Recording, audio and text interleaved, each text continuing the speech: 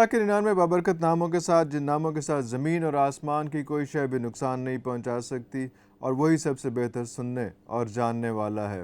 Viewers, world cup बिल्कुल sir पे आ चुका है और अभी तक हमारी उम्मीदों पे लगता है कि पानी फिरी जा रहा है। पानी फिरी जाने से मुराद ये है कि हमारे जो मेन 4 मैचेस थे उनमें से 2 मैचेस बारिश की नज़र हो गए, और तीसरे मैच में जो आज शाम को है उसकी प्रिडिक्शन ये आ रही है कि अभी वो भी शायद बारिश की नज़र ही कहीं ना हो जाए। इन सब मौज़ूआत पे डिस्कस करने के लिए आज हमने ज़हमत दी है मिर्ज़ा इकबाल बेग साहब को। सर, बहुत शुक्रिया आपके टाइम का।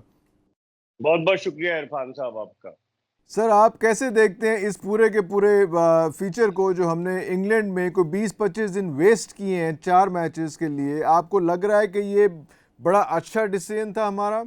इरफान साहब, सबसे पहले तो इनको जिस तरह से इन्होंने स्केड्यूल बताया था, इनको पता था कि मई और जून में इंग्लैंड में बारिशें होती हैं, खासतौर पर मई के आफ्टर मिड ऑफ मई। लेकिन इन्होंने स्केड्यूल ऐसा बना लिया पाकिस्तानी क्रिकेट टीम का कि आयरलैंड से वापसी पर हम इंग्लैंड में सीरीज खेलेंगे, तो पाकिस्तान को बेपनाह नुकसान पहुंचाए इस शेड्यूल की वजह से। उसकी बुनियादी वजह यह है कि T20 वर्ल्ड कप में जब पाकिस्तानी टीम यकम जून को यूएसए पहुंचेगी तो पाकिस्तान का कोई प्रैक्टिस मैच नहीं है, और पाकिस्तान डायरेक्ट प्रैक्टिस करेगा, नेट प्रैक्टिस करेगा, और 6 जून को यूएसए के खिलाफ डैलस में मैच खेलेगा। अब पाकिस्तान की जो प्रिपरेशन रही है, आप देखें कि कमजोर टीमों के खिलाफ न्यूजीलैंड की टीम पाकिस्तान आई, तकरीबन लोग उसे सी टीम कह रहे थे, वो भी 2 T20 जीत कर गई, सीरीज 2-2 से बराबर रही। आयरलैंड हम पहुंचे, आयरलैंड में हम पहला T20 हार गए, और वो आयरलैंड की नाकिस हिकमत अमली, पुअर फील्डिंग, जिसकी वजह से आयरलैंड जो था वो अगले दोनों मैचेस हार गया और पाकिस्तान सीरीज जीत गया।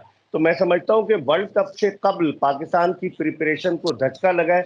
इंडिया को देखें, इंडिया अपना प्रैक्टिस मैच भी खेल रहा है, दीगर टीमों ने प्रैक्टिस मैचेस खेलना शुरू कर दिए। कल नेदरलैंड ने हराया है जो बांग्लादेश को, शायद कल नेदरलैंड ने हराया है। तो बहुत सारी श्रीलंका को हराया नेदरलैंड ने कल। तो बहुत सारी टीमें जो है वो प्रैक्टिस कर रही हैं। हम बारिश का मौसम का मजा लेने के बाद जो है जुमे के दिन यकम जून को जो है हम रवाना होंगे डैलस, और फिर देखें वहां पाकिस्तानी टीम किस तरह की परफॉर्मेंस देती है। सर, मुझे थोड़ा सा टाइम स्पैन का भी लग रहा था कि जिस तरह से कम से कम को 20 से ज़्यादा दिन का हमने इन 4 मैचेस के लिए हर मैच के अंदर 2 से 3 दिन का वक्फा जो डाल के, ये इतना स्ट्रेच ऐसे मौके पे समझ नहीं आ रही कि ये कैसे प्लान हुआ। इंग्लैंड में रहने का बहुत शौक था। एक हम ऑस्ट्रेलिया जाते हैं तो अपने सारे रिश्तेदारों को, अपनी फैमिली को, बेगमात को साथ लेके चले जाते हैं। इंग्लैंड जाते हैं तो 4 ODIs के लिए, जो अल्टरनेट डेज पे भी हो सकते थे, एक दिन छोड़ के एक दिन, जिस तरह से उस पर आइलैंड में हुआ था, एक दिन छोड़ के एक दिन, 3 मैचेस की बात ख़त्म हो गई।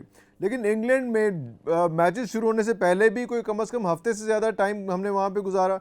उसके बाद फिर अभी हर मैच के अंदर 2 दिन का गैप है, और उसके बाद आके ये मैं इसके कर रहा था कि ये कोई प्लानिंग प्रॉपर होती है, ये वैसे ही अल्लाह वास्ते का चल रहा होता है कि चलो इंग्लैंड जा रहे हैं तो मौज मारेंगे।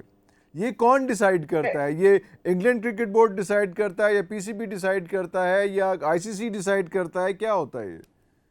देखिए, ये दोनों बोर्ड्स की म्यूचुअल अंडरस्टैंडिंग पे होता है। पाकिस्तान क्रिकेट के पास इंटरनेशनल क्रिकेट डिपार्टमेंट है, एक डोमेस्टिक डिपार्टमेंट है जो डोमेस्टिक क्रिकेट को देखता है, और एक इंटरनेशनल डिपार्टमेंट है जो इंटरनेशनल क्रिकेट को देखता है। तो ये तो इंटरनेशनल क्रिकेट वालों का कसूर है ना, क्योंकि दुनिया में शेड्यूल जो है इरफान साहब एक एक साल पहले बनते हैं और वेदर कंडीशंस को सामने रखा जाता है। इनके जहन में नहीं था कि किस तरीके से, या तो ये सीरीज अचानक प्लान की हो तो समझ में आता है, ये तो बहुत पहले से प्लान थी ये सीरीज। और इंग्लैंड के साथ ये हुआ कि इंग्लैंड ने 21 दिसंबर 2022 के बाद से कोई T20 नहीं खेला। इंग्लैंड की टीम तो वर्ल्ड चैंपियन है इस वक्त T20 क्रिकेट की, लेकिन उनके लड़के आईपीएल खेल रहे थे, उनके प्लेयर्स जो थे वो काफी बिजी थे, उनको प्रैक्टिस थी। पाकिस्तान के प्लेयर्स तो आईपीएल नहीं खेलते। तो मेरे, जिन लोगों ने इस शेड्यूल को तरतीब दिया वो जिम्मेदार है। भारी तनख्वाहें ले रहे हैं, लाखों रुपए तनख्वाह ले रहे हैं, इंटरनेशनल क्रिकेट डिपार्टमेंट को हेड कर रहे हैं, तो आखिर उनकी जिम्मेदारी नहीं बनती थी? आपने बड़ा वैलिड पॉइंट रेज किया इरफान साहब कि इतना गैप और इतने दिन, लगता है कि पाकिस्तान की गर्मी से तंग आकर ये मौसम की तब्दीली के लिए वहां चले गए थे। तो सर, मौसम की तब्दीली के बाद अब आगे हालात बड़े अजीब से हो गए हैं ना सर। अब तो अमेरिका ने भी जो है वो बांग्लादेश को हरा दिया है, तो वो तो अपने नाखून तेज़ कर रहे हैं, पंजे तेज़ कर रहे हैं, लेकिन हम लोग जो हैं वो हम तो नहीं, बीचेस पे लेटे हुए हैं, क्या कर रहे हैं हमें उसकी समझ नहीं आ रही। सर, बाबर आजम का वापस आना आपको कैसा लग रहा है? देखिए, एक तो बाबर आजम को जब 2019 में कप्तान बनाया था, गलत बनाया था इरफान साहब। सरफराज अहमद को इन्होंने हटाकर बना दिया, उसे चले बना दिया। 4 साल तक बाबर आजम ने कप्तानी की, लेकिन अगरचे वो अपने आप को, उनका जो रिकॉर्ड बताता है कि बड़े कामयाब कैप्टन है, लेकिन किन टीमों के खिलाफ उन्होंने कामयाबी हासिल की। और फिर उसके बाद उनको अचानक हटा दिया गया। जब ज़का अशरफ साहब आए, शाहीन शाह अफरीदी को बना दिया गया। उस वक्त वो फैसला गलत था कि बाबर को थोड़ा और टाइम दे देते। वर्ल्ड कप 2023 में उनकी परफॉर्मेंस इतनी अच्छी नहीं रही थी। फिर उसके बाद शाहीन शाह अफरीदी को सिर्फ 5 T20 के बाद हटा के दोबारा बाबर को ले आए। तो मुस्तकिल मिजाजी की कमी है। वो या तो वो फैसला गलत था या ये फैसला गलत है। और बाबर आजम पर इल्जाम है कि वो अपने दोस्तों यारों को जो है बड़ी प्रेफरेंस देते हैं, उनको नवाजते हैं। आप एग्जाम्पल ले लें हसन अली की, आप एग्जाम्पल ले लें शादाब खान की। वो तो शुक्र करें फहीम अशरफ नहीं है इस टीम में, वरना वो भी कहीं ना कहीं खप जाते।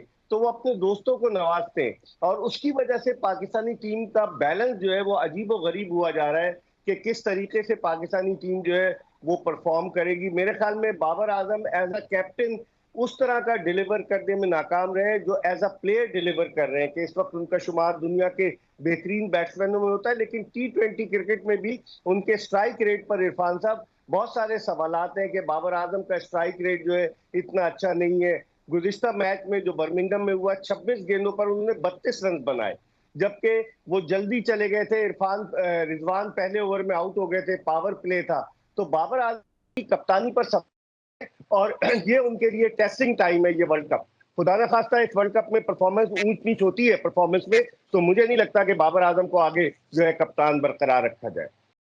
ये टेस्टिंग टाइम तो हमारी पूरी उम्मत के लिए कौम के लिए बन चुका हुआ है ना सर। ये क्या सूरत हाल होगी। बाबर आजम को एक तो ये हो गया कि पीसीबी ने दोबारा से पहले हटाया, उसके बाद वापस रख लिया। दूसरा, बाबर आजम के बारे में ये भी कहा जा रहा था कि पहले कहा गया था ज़का अशरफ साहब के टाइम पे कि भाई आप सिर्फ वाइट बॉल पे आप कैप्टन रहें और रेड बॉल के लिए हम कैप्टनसी चेंज कर देते हैं। या इसका इसका वाइस वर्सा था, शायद इस तरह से था कि वो वाइट बॉल के लिए कैप्टन चेंज कर लेंगे, रेड बॉल के लिए वही रहेंगे। लेकिन बाबर ने कहा कि नहीं, मैं दोनों फॉर्मेट में से, दोनों बॉल्स में, वाइट बॉल रेड बॉल दोनों में से ख़त्म कर लूँगा। अब जो दोबारा आना है उनका वो ये है कि वो कह रहे हैं कि सिर्फ वाइट बॉल के लिए वापस आए हैं। तो क्या बाबर को as a person, as a player, as a legend ये सूट करता था कि वो कॉम्प्रोमाइज सिचुएशन में आए? देखें, कप्तानी ऐसी चीज है इरफान साहब के, कहते हैं ना छुट्टी नहीं है मुंह मुंह से ये काफिर लगी हुई। तो वो कप्तानी का एक नशा, मजा और है, कप्तानी की बात ही और है। और बाबर आजम पाकिस्तान क्रिकेट पे रूल कर रहे थे। जब 2019 के बाद उन्हें कप्तान बनाया गया तो वो अपनी मर्जी चला रहे थे, और वो छोड़ना नहीं चाहते थे कि वो रेड बॉल क्रिकेट छोड़ दें और व्हाइट बॉल क्रिकेट में कप्तानी करें। अब रेड बॉल क्रिकेट में इन्होंने शान मसूद को कप्तान बनाया हुआ है, और अगस्त में जो बांग्लादेश के खिलाफ सीरीज है उसमें शान मसूद ही कप्तानी करेंगे टेस्ट मैचेस में। लेकिन बाबर आजम ने इम्प्रूव नहीं किया। सवाल ये पैदा होता है कि बाबर आजम ना उन्होंने अपने आप को ग्रूम किया। आप उनकी गुफ्तगू का अंदाजा लगाएं कि जिस तरह की वो बात करते, इलॉजिकल टाइप की बातें करते, तो उन्होंने ग्रूम नहीं किया। हालांकि शाहिद आफरीदी की एग्जाम्पल ले लें, शोएब मलिक की एग्जाम्पल ले लें, ये सब आए थे। अजहर महमूद की एग्जाम्पल ले लें, सकलैन मुश्ताक अहमद की एग्जाम्पल ले लें, कि ये बात भी नहीं करना जानते थे जब ये आए थे, वसीम लेकिन उन्होंने वकार ऐसा सर, ग्रूम वसीम किया। वकार वो दोनों भी। जी वसीम और वकार वो दोनों भी सर। हाँ, वसीम अकरम की एग्जाम्पल ले लें कि जब 1984 में वो मैन ऑफ द मैच हुए थे न्यूजीलैंड में अपने दूसरे टेस्ट मैच में, तो उस वक्त कासिम उमर उनके साथ खड़े होते थे, और जो सवाल इंग्लिश में होता था कासिम उमर उसका उर्दू तर्जुमा वसीम अकरम को बताते थे, वसीम अकरम उर्दू में कासिम उमर को बताते थे, और कासिम उमर इंग्लिश में जो थे वो जवाब देते थे। और अब वही वसीम अकरम कमेंट्री कर रहे हैं। वकार यूनुस तो चले शारजा में पढ़े, शारजा स्कूल में, वहां पर उनकी इंग्लिश बेहतर थी। लेकिन ग्रूमिंग भी बहुत जरूरी है ना इरफान साहब। प्ले जब आता है आपके पास, इज्जत, दौलत, शोहरत, हर चीज आ जाती है, तो आपकी ग्रूमिंग। शोएब मलिक को देख लेना, जब वो सियालकोट से आए थे, शोएब मलिक भी बात नहीं करना जानते थे, कितना उन्होंने ग्रूम किया। शाहिद आफरीदी को देख लें। तो बाबर आजम अपने आप को ग्रूम नहीं कर पाए हैं। पता नहीं क्या वजह है। सुनने में आया था कि उनके लिए इंग्लिश ट्यूटर रख लिया गया है। चले, अगर इंग्लिश नहीं भी बोल सकते, उर्दू बोले, तो प्रॉपर तरीके से अपना मौकिफ तो पेश करें। लेकिन जिस तरह तरीके से वो प्रेस कॉन्फ्रेंसेस करते हैं, जो उनका मिजाज है, उसको देखते हुए मैं समझता हूँ उन्हें बड़ी जरूरत है ग्रूमिंग की। और साथ सर इंटरप्रेटर का क्या मसला होता है? इंटरप्रेटर रख लें, कोई इतने अच्छे अच्छे प्लेयर्स हैं हमारे पास जो अच्छी अंग्रेज़ी बोल लेते हैं। अब तो शाहीन भी कुछ अच्छे अल्फाज इस्तेमाल कर लेता है, रिजवान भी अंग्रेज़ी में अपना मौक़िफ़ बयान बड़े अच्छे तरीके से कर लेता है। गो कि वो क्लास नहीं है अंग्रेज़ी की, लेकिन ज़रूरत भी नहीं है, लेकिन वो कम अज़ कम कम्युनिकेशन गैप जो है वो पूरा हो जाता है। लेकिन रिजवा बाबर के हवाले से ये एक मसला बिल्कुल आया है, और होता भी ये हमने PSL में भी देखा कि बाबर के लिए जो है वो कमेंटेटर जो है वो अंग्रेज़ी आ जाती है, और उसके बाद जो बाकी प्लेयर्स होते हैं उनके लिए उर्दू ज़ैनब आ जाती है उर्दू के अंदर। तो ये भी एक मसला जो है वो कम्युनिकेशन गैप का बड़ा हैवी रहता है। बाबर पे प्रेशर कितना है सर आमिर का और इमाद वसीम का? देखिए, बाबर इन दोनों को रखना नहीं चाह रहे थे टीम में, इरफान साहब, इमाद वसीम को भी और आमिर को भी। जी। लेकिन आमिर आमिर चूंकि पीसीबी के चेयरमैन के चैनल पर वहां पर एक्सपर्ट कमेंट्स दे रहे थे बहुत पहले, ये उनके वहमो गुमान में भी ना था कि मोहसिन नकवी साहब पाकिस्तान क्रिकेट बोर्ड के चेयरमैन बन जाएंगे। तो वहां से उनकी एक रिलेशनशिप डेवलप हुई। सर और पहले वहाब रियाज और आमिर दोनों थे वहां पे उस एक जी ही हाँ, प्रोग्राम में, सलीम मलिक साहब के वहाब साथ, सलीम मलिक के सर साथ। आपकी मेमोरी तो मेरी तरह की है। अरे वहाब रियाज अल्लाह साहब तो ब्लू आइड बॉय है, बन चुके हैं। वो स्याह सफेद के मालिक हैं। 27 टेस्ट मैचेस पाकिस्तान की जानिब से सिर्फ खेले हैं, और गुज़िश्ता साल मार्च में वो आखिरी मैच खेले पेशावर ज़ल्मी से, जो खिलाड़ी गुज़िश्ता साल खेला हो। और अब से 2 साल कबल तक उनके भाई लोगों से पूछते थे कि वहाब रियाज क्या पाकिस्तान टीम में कम बैक कर सकेंगे या नहीं कर सकेंगे। इसे कहते हैं अल्लाह की शान, अगर कनेक्शन आपका हो जाए। अब वो सीनियर टीम मैनेजर है, मोहम्मद यूसुफ, जिन्होंने 90 टेस्ट मैचेस खेले हैं, इरफान साहब, वो उनके अंडर लगता है काम कर रहे हैं। गैर एलानिया चीफ सेलेक्टर है वहाब रियाज।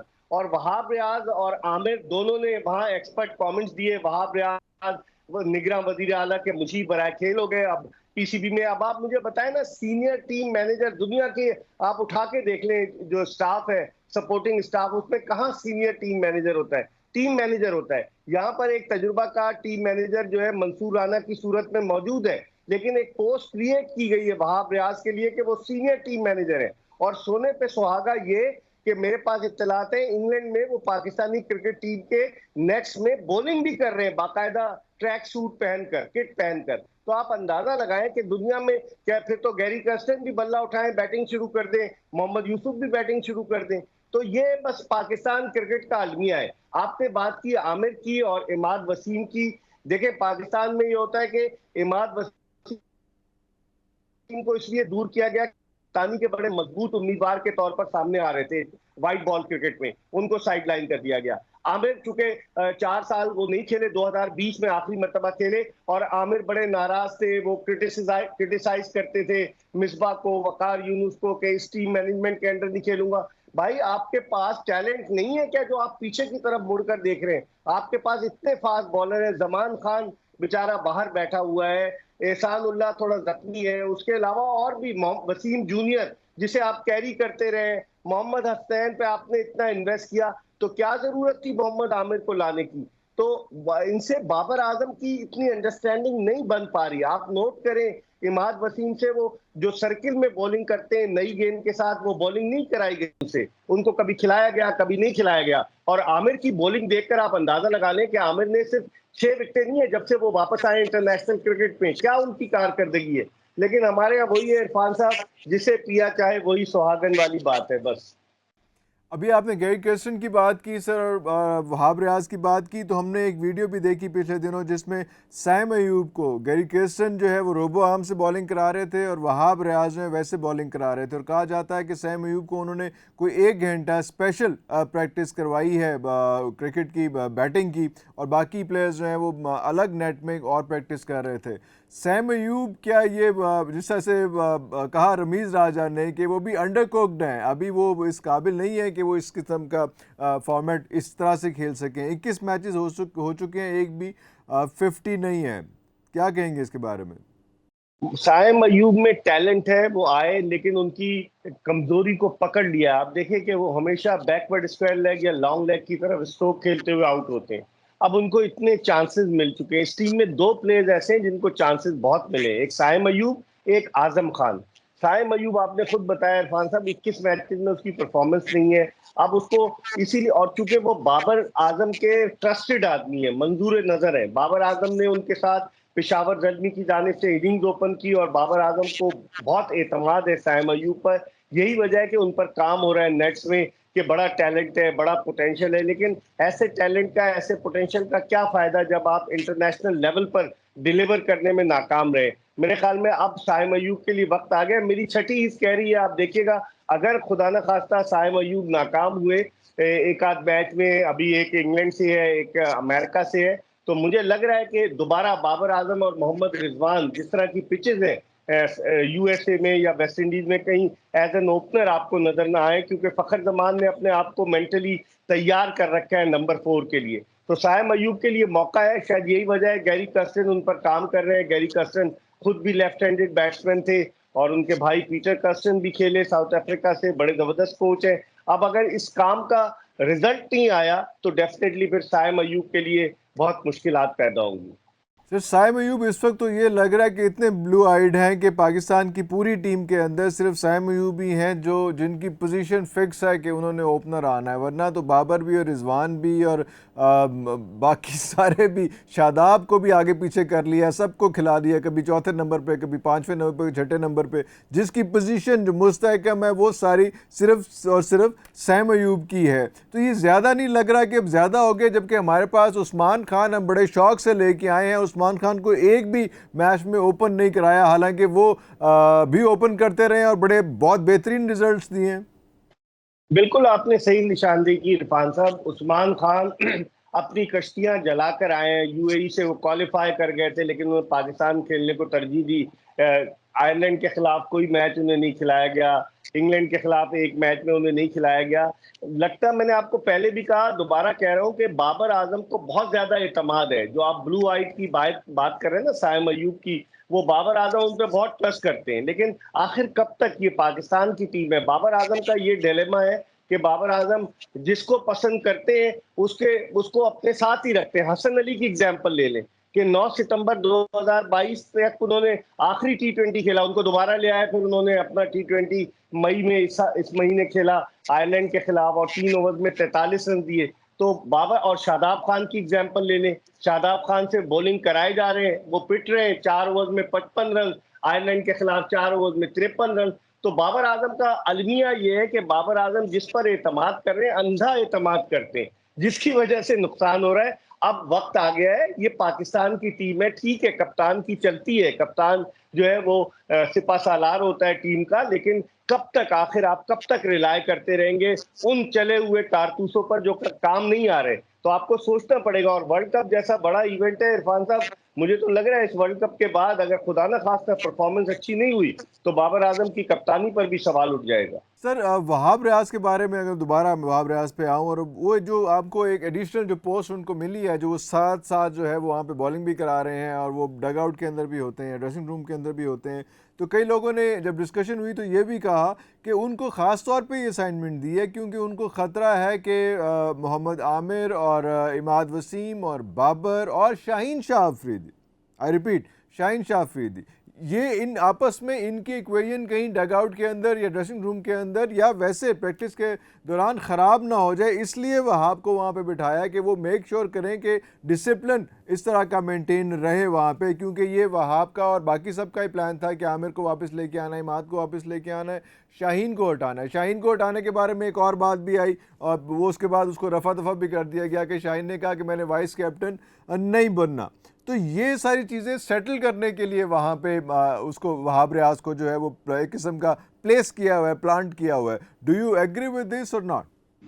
नहीं, देखें, माजी में इरफान साहब इस तरह के तजुर्बात हुए कि वो खिलाड़ी जो रिटायर हुए और जिन खिलाड़ियों के साथ खेलते रहे, अगर वो किसी हेल्म ऑफ अफेयर्स पर जाएंगे तो मसाइल पैदा होते हैं। आप वकार यूनुस, मिसबाह उल हक की एग्जाम्पल देख लें, माजी में आप जावेद मियांदाद की एग्जाम्पल देख लें, कई ऐसे क्रिकेट, मोहम्मद हफीज की एग्जाम्पल देख लें, कई ऐसे क्रिकेटर्स हैं जो रिटायरमेंट के बाद उन्हीं खिलाड़ियों के ऊपर जो है इंचार्ज बन जाते हैं, जिससे एक वो जो फर्क होता है ना, जो एक डिस्टेंस होता है, वो खत्म हो जाता है। वहाब रियाज जो उनके साथ खेलते रहे, सब खिलाड़ियों के साथ खेलें, वो क्या उन पर नजर रखेंगे और वो कितनी क्रिकेट खेलें, 27 टेस्ट मैंने बताया, 90 वनडे इंटरनेशनल मैचेस और कुछ 30 से ज्यादा T20 खेले। तो वो क्या नजर रखेंगे? या तो वो एक्स्ट्रा ऑर्डिनरी प्लेयर हो, सिर्फ उनकी दो परफॉर्मेंसेज है, एक तो मोहाली में सेमीफाइनल वर्ल्ड कप का, और एक 2015 के वर्ल्ड कप में जब शेन वॉटसन को उन्होंने शॉर्ट पिच गेंदें की। और मुझे आप बता दें कि उन्होंने कौन से मैच विनिंग परफॉर्मेंस दी है। आपको याद होगा दुबई में जो है वो टेस्ट मैच में कितनी उन्होंने नो बॉल्स और वाइट बॉल्स किए एक ही ओवर में, बहुत सारी चीजें। तो मैं समझता हूं कि ऐसे आदमी को कि जो जल्दी हाल ही में रिटायर हुआ है, उसको अगर आप लगाएंगे तो खिलाड़ियों में और उसके दरमियान जो डिस्टेंस है वो कम नहीं होगा, उससे बड़ा फर्क पड़ेगा। और मेरे ख्याल में ये मुझे मन तक समझ में नहीं आती। I don't agree with this, I don't buy this के वहाब रियाज को इसलिए भेजा गया कि नजर रखें। वो खिलाड़ी उनको घास तो डालते ही नहीं है, वो तो उन्हें पता है आमिर उनसे अच्छा प्लेयर था, आमिर ने ज्यादा परफॉर्मेंस दी हुई है, फिर इमाद वसीम, फिर शाहीन शाह आफरीदी। तो मेरे ख्याल में I don't agree with this. अच्छा, क्योंकि ये बात बहुत ज़्यादा कही जा रही है, अदरवाइज कहा जा रहा है कि उनको ये पोजीशन दे के वहाँ पे प्लेयर्स के साथ भेजने की ज़रूरत नहीं थी। कि चीफ सेलेक्टर थे तो चीफ सेलेक्टर्स का तो काम ख़त्म हो गया, वो तो अब आगे कोचेस देखें और सारा कुछ देखें। तो ये एक मफरूज़ा था, एक बात थी, वो इस तरह से थी। लेकिन अगर आपने शादाब खान का भी जिक्र किया, शादाब खान क्या कन्फ्यूज़ हो गए? क्योंकि उनको आपने नायब कप्तान भी बनाया रखा और साथ लेके चलते रहे, लेकिन क्या वो कन्फ्यूज़ हो गए कि उन्होंने बैटिंग करनी है कि बॉलिंग करनी है, या कैप्टनसी के चक्कर में वो कोशिश कर रहे हैं इस वक्त कि वो उसमें बैटर भी बन जाए अच्छे, और बॉलर तो खैर वो अच्छे थे ही किसी टाइम पे, अब तो बेचारे बहुत मारे खा रहे हैं। तो शादाब इस कन्फ्यूजन का शिकार हो गए, उस दौड़ में आना चाह रहे थे कैप्टनसी की दौड़ में, और चाह रहे थे कि वो ऑलराउंडर टाइप सिचुएशन अपने आप को क्रिएट कर लें अपने लिए। आपको याद होगा उन्होंने कप्तानी भी की है इरफान साहब, जी, जो वहां अफगानिस्तान के पर अगेंस्ट, मुत्तहदा अरब अमारात में अफगानिस्तान के अफगानिस्तान के अगेंस्ट जी। खिलाफ T20 सीरीज। अब वो दामाद है सकलैन मुश्ताक के। 2017 में जब शादाब खान आए इंटरनेशनल क्रिकेट में, जबरदस्त तरीके से मियां वाली में पैदा हुए, सारी क्रिकेट पिंडी में आकर खेली, और वो लेग स्पिनर जब आए थे तो लोगों ने कहा मुश्ताक अहमद का कम से कम मुतबादिल नहीं तो उन जैसा हमें बॉलर मिल गया। लेकिन फिर उन्होंने अपनी बैटिंग पर, जिस तरह आपने पॉइंट रेज किया, अपनी बैटिंग पर कंसंट्रेट करना शुरू कर दिया। फील्डर वो क्लास के, no doubt one of the best fielder in Pakistan cricket team, लेकिन उनका असल काम बॉलिंग है, वो बॉलिंग ऑलराउंडर है, वो बैटिंग ऑलराउंडर नहीं है। और उनको अकोमोडेट करने के लिए कि 4 ओवर में उन्होंने 55 रन दिए, उन्हें 5वें नंबर पर भेज दिया बाबर आजम ने कि रन्स कर देगा तो किसी तरीके से हम हमारी जान छूट जाएगी। तो शादाब खान को सोचना पड़ेगा, और मुझे लग रहा है कि जो मैच है आखिरी मैच, उसमें शादाब खान ड्रॉप होंगे और अबरार अहमद को खिलाया जाएगा। सर यही अगर आप बात करें जो 55 रन उन्होंने दिए, तो क्या ये वाइज कैप्टनसी पे बात आई थी, क्या ये वाइज डिसीजन था कि जब एक बंदे ने सबसे ज़्यादा स्कोर खाया हुआ है और वो पहले अंडर प्रेशर है और डिप्रेशन में है, और उसको आपने बैटिंग में जो है ना आपने उसको एलिवेट कर दिया और आपने उसको चौथे नंबर पे भेज दिया, पहले ही जो कि अंडर प्रेशर है, बहुत मार खा के आया हुआ है, और आपके पास इमाद वसीम अभी है, आपके पास पड़ा हुआ है इमाद वसीम, तो फिर उसको सर ये कैप्टनसी की प्रॉब्लम है, ये क्या है? ये कोई कोच बैठ के डिस्कस नहीं करता, टीम डिस्कस नहीं करती, कि सिर्फ एक बंदा कॉल दे रहा होता है कि बाबर आजम ने जो कह दिया बस कह दिया? सर यही लग रहा है मुझे कि बाबर आजम को तो पीसीबी के चेयरमैन भी कहते हैं ना कि इस वक्त बाबर आजम ही सब कुछ है। कल जो डिनर हुआ वहाँ पाकिस्तानी हाई कमीशन में, उन्होंने चेयरमैन साहब ने कहा कि बाबर आजम, हम किसी को वाइस कप्तान नहीं रखे, यही कप्तान है। तो जब आप इतना फ्री हैंड देंगे तो वो डिसीजन भी लेगा। और आपको मैंने पहले भी कहा कि उसकी कप्तानी पर क्वेश्चन मार्क है। आपने खुद पॉइंट रेज किया कि 4 ओवर में 55 रन दिए, उसका कॉन्फिडेंस जो था वो शेक हुआ था, और फिर आपने उसको 5वें नंबर पर बैटिंग के लिए भेज दिया। तो अभी गैरी कर्स्टन आया है, मुझे लग रहा है गोरा कोच जो है ना, वो इस तरह से पैसों के लिए नहीं करेगा, वो अपनी अथॉरिटी मनवाने की कोशिश करेगा। और मुझे लग रहा है कि वर्ल्ड कप में गैरी कर्स्टन और बाबर आजम में कहीं डिफरेंस ऑफ ओपिनियन ना हो, मुझे तो लग रहा है। क्योंकि जिस तरह से अभी तो उसने कहा है कि चलो ये सीरीज हो जाए, लेकिन मुझे लग रहा है कि कुछ ना कुछ होगा। और आप देखें ना इरफान साहब के, हसन अली की मैंने आपको एग्जांपल दी, शादाब खान की एग्जांपल है, साइम अयूब की एग्जांपल है, फहीम अशरफ की माजी में एग्जांपल रही है, और आप इमाद वसीम को जो है वो दूर कर रहे हैं क्योंकि इमाद वसीम क्रिटिसाइज करते थे बाबर आजम पर, आमिर क्रिटिसाइज करते थे बाबर आजम पर। तो ये सारी कहानी जो पाकिस्तान क्रिकेट की है, हमेशा से सियासत जो है वो सरायत कर जाती है पाकिस्तान क्रिकेट में। अब शादाब, उन्होंने कोई वाइस कैप्टन नहीं बनाया आप देखें, और चेयरमैन साहब कह रहे हैं एक ही कैप्टन है। हालांकि खबर आई थी कि शाहीन शाह अफरीदी को फिर बाद में पाकिस्तान क्रिकेट बोर्ड का डिनायल आया कि हमने तो जी मीटिंग में कोई कप्तान वाइस कैप्टन की बात ही नहीं की। अब आप बताएं, दुनिया में कहां 7 रुकनी सिलेक्शन कमेटी होती है, और वो भी ऐसी सिलेक्शन कमेटी जिसका कोई सरबराह नहीं है, जिसके गैर एलानिया सरबराह वहाब रियाज। पाकिस्तान आखिरी मुल्क था जिसने अपनी वर्ल्ड कप के 15 स्पॉट रुकनी स्पॉट का ऐलान किया, हालांकि अखबारात में, टीवी चैनल पर सब आ गया था, लेकिन चेयरमैन साहब ने रोक दिया अनाउंसमेंट। उन्होंने कहा जी सारे सेलेक्टर्स की राय ली जाए, और वो 3-4 लोग जो वहां मौजूद है वो नहीं कर सकते, यानी कि बिलाल अफजल की राय भी लेनी थी, दीगर लोगों की राय भी लेनी थी, अब्दुल रज़ाक की। तो मेरे ख्याल में ये मसाइल तो हैं पाकिस्तान क्रिकेट के, और इन मसाइल पर कैसे काबू पाया जाएगा, ये एक $1 मिलियन क्वेश्चन है। सर, आप एक अरसे से क्रिकेट कवर कर रहे हैं माशाल्लाह। मुझे ये बताइए कि कभी ऐसा हुआ है कि आपने वाइस कैप्टन रखा ही ना हो और फ़ख्र से कह रहे हो और बड़े एतमाद से कह रहे हो कि वाइस कैप्टन नहीं? हालांकि एक थोड़ा सा पहले एक रमीज़ राजा के दौर पे भी एक मिसाल मिलती है जब उन्होंने कहा था कि भाई हमें जो है किसी कोच की ज़रूरत ही नहीं है, लेकिन वाइस कैप्टन यहाँ पे नहीं है। और साथ जब आप अपनी 15 रुकनी टीम अनाउंस करते हैं तो उसके साथ जो आपके प्लेइंग रिजर्व्स होते हैं आपने वो भी नहीं रखे। तो ये ये कोई आप कोई बड़ी बात है? ये बड़े कोई मसल्स शो किए आपने कि अपनी वीकनेस शो किया यहाँ पर?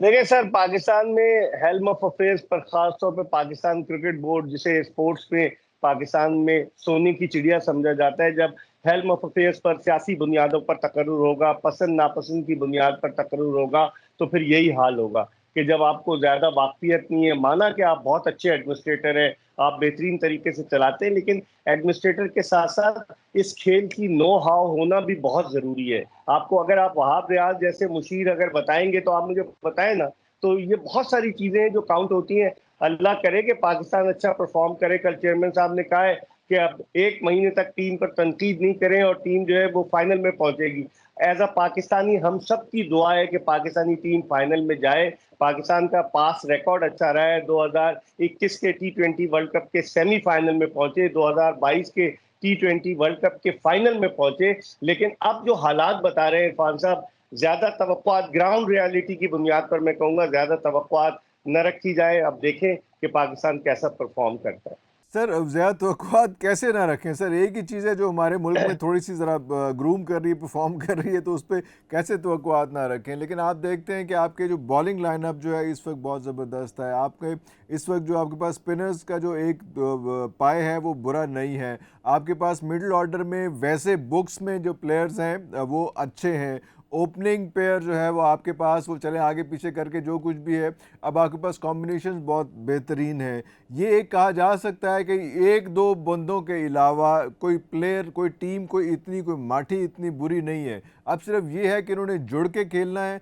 कौन सी वीकनेस आपको नज़र आ रही है कि यार वो वाला एक प्लेयर होता तो ज़्यादा बेहतर हो जाता?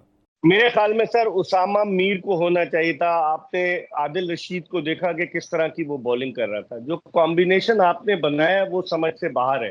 5 ओपनर्स हैं आपकी टीम में, 5 फास्ट बॉलर्स हैं, मिडिल ऑर्डर में सिर्फ 2 बैट्समैन है, इफ्तिखार अहमद और आजम खान। वो विकेट कीपिंग भी करता है। आजम खान को आप विकेट कीपर के अलावा एज अ फील्डर नहीं खिला सकते। और आपके पास 3 स्पिनर्स हैं, जिनमें से एक आउट ऑफ फॉर्म है, शादाब खान।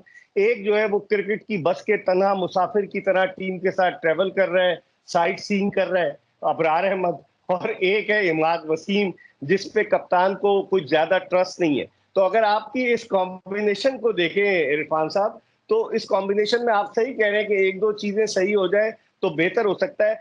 लेकिन अब ये करेगा कौन, सवाल ये पैदा होता है। जो थिंक टैंक है, आप वहां देखें, अजहर महमूद भी वहां मौजूद है, असिस्टेंट कोच है।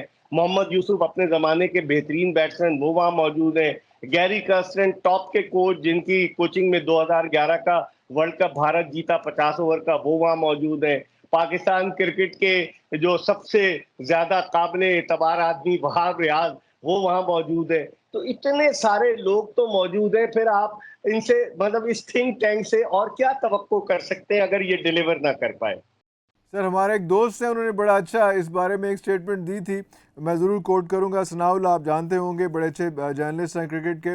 उन्होंने कहा था कि आपने जो है वो फॉरेन कोचेस तो आप ज़रूर रख रहे हैं, लेकिन किसी वक्त आप जो है वो फॉरेन ये जो सिलेक्शन टीम है वो भी रख के देख लें, क्योंकि कोचिंग के बाद सिलेक्शन जो हो रही होती है उसमें अगर जो बायसनेस नज़र आती है, अगर आप ये कहते हैं कि कोचिंग जो हो रही होती है उसमें आपको बायसनेस नहीं चाहिए, इसलिए आपको फॉरेन कोचेस चाहिए, तो अगर आप ऐसा कोई बंदा रख लें जो सिलेक्शन के मामलात में जो है वो बायस ना हो और अनबायस तरीके से कर रहा हो, तो शायद बहुत बेहतर चीज़ें हो जाएं। सर हम ये देखते हैं यहाँ पे कि बाबर आजम जो है वो ग्राउंड के अंदर हैं और वो हारिस रऊफ को पावर प्ले में चांस दे देते हैं और वो 17 स्कोर खा लेता है, जबकि हमारे पास इमाद वसीम है, हम उसको वहाँ पे चांस नहीं देते।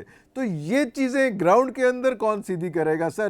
Best of the best players को ला के आप टोकरी में भर के दे भी देंगे तो इस चीज़ को कौन ठीक करेगा? ये तो कप्तान ठीक करेगा ना, जो लीड कर रहा है, जो शिप का जो कैप्टन है वही करेगा ना। अब इसी पे तो वही बात घूम फिर के आ जाती है कि बाबर आजम कप्तानी अब तक नहीं सीख पाए हैं और इन्फ्लुएंस भी हो रहा है। आपने जिस तरह कहा वहाब रियाज, वो भी इन्फ्लुएंस कर रहे हैं कि वो ट्रस्टेड आदमी है चेयरमैन के। अब गैरी कर्स्टन, आप कह रहे हैं ना कि फॉरेन सिलेक्टर भी ले आया जाए, तो गैरी कर्स्टन तो सिलेक्शन कमेटी में है, 7 रुकनी सिलेक्शन कमेटी बनाई हुई है जिसमें हर एक का इनपुट है। अब बताएं 7 आदमी तो एक एक लड़का भी सिलेक्ट करें तो 4 और हो गए, तो 11 पूरी टीम बन गई। तो मेरी समझ में नहीं आता पाकिस्तान की तारीख में, सर मैं इतने गैरी अरसे कर्स्टन से को तो 2 हफ्ते भी नहीं हुए ना सिर्फ विधवा आए हुए, वो तो बेचारा वैसे ही जो है वो पैराशूट से उतरा है बेचारा, इंडिया से सीधा यहाँ पे आया। वो बिल्कुल आप सही कह रहे हैं, लेकिन वो ऑब्जर्व तो कर रहा कर रहा था ना था। पाकिस्तान क्रिकेट को, उसके स्टेटमेंट्स आए कि वो ऑब्जर्व कर रहा था। तो आप देखें ना कि इस तरह के मतलब मामलात है कि मैंने अपने जो सहाफियाना करियर में कभी 7 रुकनी सिलेक्शन कमेटी नहीं देखी इरफान साहब। ये पहला मौका है पाकिस्तान, इतने सारे लोग जब जमा हो जाएंगे तो इख्तिलाफ राय भी होगा और उसका नतीजा सामने आया। आपने देखा वर्ल्ड कप के लिए आखिरी लम्हे पर चेयरमैन साहब ने टीम का अनाउंसमेंट रोक दिया। उन्होंने कहा अभी फिर दोबारा मीटिंग होगी, जूम पे होगी और बाकायदा डिस्कशन होगा। तो ये सारे इकदाम ये पाकिस्तान क्रिकेट के लिए मेरी समझ से बाहर है कि किस तरीके के इकदाम हो रहे हैं। अल्लाह खैर करे, दुआ करें। अब दुआ के साथ साथ दवा की भी जरूरत है वर्ल्ड कप में, क्योंकि पाकिस्तान के जो मैचेस हैं, यूएसए ने बांग्लादेश के खिलाफ 2-1 से सीरीज जीती। हमारे ग्रुप में आयरलैंड भी है, आयरलैंड ने हमें एक T20 हराया अपने मुल्क में। हमारे ग्रुप में कनाडा है और हमारे ग्रुप में भारत है। इस ग्रुप से इस बात का कभी इम्कान है कि पाकिस्तान और भारत क्वालिफाई करेंगे। अगर पाकिस्तान सुपर 8 मरहले में जाता है, जो आईसीसी ने रैंकिंग की हुई है, बेशक आप पाकिस्तान नंबर 1 हो अपने ग्रुप से या नंबर 2 हो, तो जो उस रैंकिंग के हिसाब से सुपर 8 मरहले में पाकिस्तान के मैचेस जिन ममालिक से हो सकते हैं, उनमें इंग्लैंड है, वेस्ट इंडीज है और साउथ अफ्रीका है। वेस्ट इंडीज में हराना इस वक्त जो उनकी टीम में बड़ा मुश्किल काम है। तो दुआ करें कि पाकिस्तान अच्छा परफॉर्म करे T20 वर्ल्ड कप में। बिल्कुल सही है सर। अगर हम ये चेयरमैन साहब की बात करते हैं, चेयरमैन साहब ने जब ये रोका था और अनाउंस होने लगा था और उन्होंने कहा था कि नहीं सबकी राय ले लें, सारा कुछ कर लें, लेकिन उस सिचुएशन में भी कोई एक बंदा भी आगे पीछे नहीं हुआ था। वही जो लिस्ट आई हुई थी सब लोगों के पास, उस लिस्ट में कोई एक बंदा कोई नहीं। तो ये इतनी कहानियाँ करने की इतने अहम, या तो हो कि उन्होंने रोका हो तो उसमें कोई ड्रास्टिक चेंज है, कम से कम एक बंदा ही चेंज हो जाए, शफल हो जाए, लेकिन वो कुछ भी चेंज नहीं हुआ, वैसे का वैसे ही हुआ। तो रोकने का फायदा क्या था? पूरी दुनिया में एक जग साई करने का फायदा क्या हुआ हमें? अपनी अथॉरिटी मनवाना था इरफान साहब, लोगों को बताना था कि पाकिस्तान क्रिकेट में सब कोई कुछ नहीं है सिवाय चेयरमैन के। Chairman is the most powerful man और चेयरमैन जो चाहे वो करेगा। सिर्फ अथॉरिटी मनवानी थी। लेकिन फिर उनको उनके मुशीरों ने मशवरे तो दिए होंगे ना नकवी साहब के कि आपने यही प्लेयर्स रखे, वरना हम सुन रहे थे कि शायद ओसामा मीर को बुला लिया जाए उनको पाकिस्तान टीम में, लेकिन वहां पर क्लैश ऑफ इंटरेस्ट है। शादाब खान वहां मौजूद है। अब आप देखें ना, शादाब खान की वजह से जंग लगता जा रहा है इब्रार अहमद को, उनको खिलाया नहीं जा रहा। अब आपने कल खबर देखी होगी कि ओसामा मीर इतने पर्सोना नॉन ग्रेटा हो गए कि उनको 100 जो लीग हो रही है इंग्लैंड में, वो भी उसकी एनओसी नहीं दी पीसीबी ने। तो बहुत सारे मसाइल हैं पाकिस्तान क्रिकेट में। बस आप दुआ ही कर सकते हैं। मेरे ख्याल में बहुत सारे मसाइल हैं। अगर आपको मैं बताना शुरू करूं तो एक तवील वक्त दरकार होगा इन मसाइल की निशानदेही के लिए। Sir drop in pitches, last question, drop in pitches के हवाले से, अभी भी ऑस्ट्रेलिया से ड्रॉप इन पिच आई है जहां पे पाकिस्तान और इंडिया ने खेलना है, तो आप उस ड्रॉप इन पिच का एक्सपीरियंस कैसा समझते हैं कि क्या होगा, कैसा होगा वहां पे? देखिए इरफान साहब, इंडिया को एडवांटेज है, वहां पर वो एक प्रैक्टिस मैच भी खेलेगा और उसके बाद वर्ल्ड कप का क्वालिफायर का एक मैच भी वहां आयरलैंड से खेल रहा है इंडिया। तो वो पिच से हम आहंग होगा। अब पाकिस्तान डायरेक्ट जाएगा, पाकिस्तान ने कोई प्रैक्टिस मैच नहीं खेलना। पाकिस्तान ने 6 जून को डैलस में मैच खेलना है यूएसए से। 7 जून को पाकिस्तान पहुंच जाएगा न्यूयॉर्क और न्यूयॉर्क में फिर 8 जून को प्रैक्टिस करके 9 जून को भारत के मध्य मुकाबल होगा। ड्रॉप इन पिचेस के बारे में ये कहा जा रहा है, आपने सही निशानदेही की, एडिलेड से आई हैं ये ड्रॉप इन पिचेस और इनके बारे में क्रिकेट के माहिरीन कह रहे हैं कि वो उन पिचेस पर बाउंस होगा उन पिचेस पर एज कम्पेयर टू यूएसए की जो नेचुरल पिचेस हैं या वेस्ट इंडीज की नेचुरल पिचेस हैं, उनके मुकाबले में इन पिचेस पर रन ज्यादा स्कोर होंगे। अब देखें भारत का बैटिंग पावर हाउस है वो क्या करता है। हमारी बैटिंग तो आपको पता है कि 3 आदमियों के गिर्द रिवॉल्व कर रही है, बाबर आजम, फखर जमान और मोहम्मद रिजवान। हमारा बैटिंग पावर हाउस क्या करता है, कहीं हमारे बैटिंग पावर हाउस की अल्लाह ना करे कहीं इसका फ्यूज ना उड़ जाए। मुझे तो उम्मीदें बड़ी हैं, अल्लाह करे कि पाकिस्तान ड्रॉप इन पिचेस पे भी अच्छा परफॉर्म करे। तो सर आपने तो और ज़्यादा डरा दिया है, क्योंकि ये जो आप बता रहे हैं कि ये Australian obviously Australian drop in pitch आई है, उसका बाउंस ज़्यादा है। तो हमारा बाउंस तो हमारा तो वक्त दिगर गेंद आ जाए तो साढ़े को नहीं खेटिया जाता सर। साढ़े बाबर होए या कोई भी होए तो हम तो उससे ऊपर नहीं खेल सकते। तो हमारा क्या बनना है सर? हम तो पुल सर पे देखे बहुत ना, ही पुल पे तो इतने आराम से इतने मज़े से हम आउट होते हैं कि हर बंदा जो है बड़े आराम से जो ज़रा कराए ज़रा शॉर्ट पिच बॉल कराए हम आउट हो जाते हैं सर उस पर। सर इसीलिए तो आईसीसी को इंटरनेशनल क्रिकेट काउंसिल के बजाय इंडियन क्रिकेट काउंसिल कह रहे हैं ना, इन्फ्लुएंस बहुत है। वहां शशांक मनोहर गए तो ग्रेगरी आ गए जो न्यूजीलैंड के, जिनको इन्होंने खुद चेयरमैन बनवाया है आईसीसी का। अब सुना है कि पर तोल रहे जय शाह के या भारतीय क्रिकेट को छोड़कर वो इंटरनेशनल क्रिकेट में आए, लेकिन मुझे नहीं लगता। तो वहां डोमिनेशन तो इंडिया की है ना, सारे स्पॉन्सर्स, मेन स्पॉन्सर्स इंडियन है, तो कहीं ना कहीं तो टिल्ट होगा ना। इरफान साहब आप कैसे नजरअंदाज कर सकते हैं। बिल्कुल ठीक हो गया। मिर्ज़ा इकबाल बेग साहब आपका बहुत शुक्रिया। आपको वर्ल्ड कप में भी गाए बगाए तंग करते रहेंगे, इस तरह से सर आपसे एक्सपर्ट ओपिनियन लेते रहेंगे। आपका बहुत शुक्रिया सर। व्यूअर्स बस दुआ ही थैंक यू। कर सकते हैं कि आगे ये जो आज का मैच है उसके साथ क्या होना है और उसके बाद फिर देखेंगे कि वर्ल्ड कप में हमारे साथ क्या होने वाली है। तब तक के लिए इजाज़त दीजिए। पाकिस्तान जिंदाबाद।